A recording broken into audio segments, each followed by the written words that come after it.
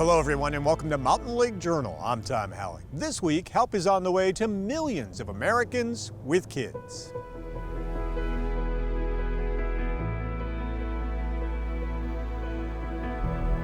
When Congress approved the American Rescue Plan earlier this year, it included $50 billion in expanded tax credits for childcare. Parents will get from $3,000 to $3,600 per kid through the end of the year to help cover the cost of childcare.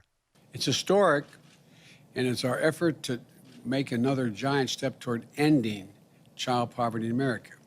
In all, the president has proposed $225 billion in new childcare spending over 10 years.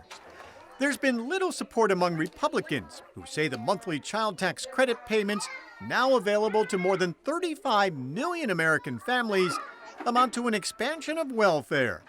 While the administration and Democrats counter the money will help parents pay for childcare, allowing them to work.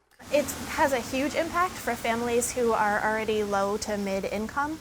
For a family of four who has two working parents, each making about $40,000 a year, if they have two children, they're paying maybe $300 to $350 per week in childcare costs alone. So having additional money available up front per month really gives them a lot of breathing room. I have had parents say that they're going to be saving it for back to school clothes, school supplies, those types of expenses that they usually don't know how they're going to cover. Now they do have funds that they're able to set aside for those expenses. Katie Wilcox and her husband will use the monthly payment to help offset the cost of daycare for her 9-month-old daughter, Charlie, beginning in September.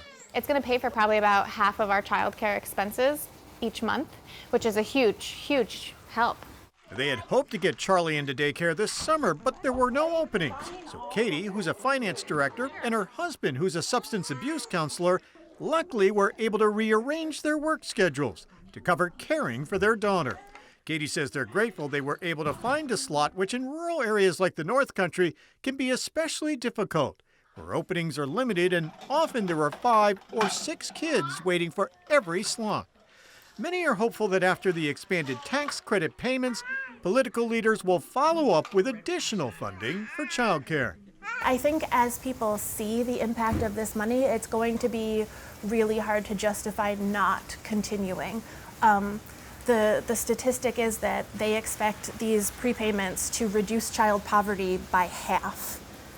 And that's really major. That's major in terms of what it will do for families right now, the parents who are working, who are employees, keeping our economy running. It's major for the outcomes for these children because we know that poverty has a major impact on future academic success and lifelong outcomes. So if we can change that now, why would we only do that in the short term?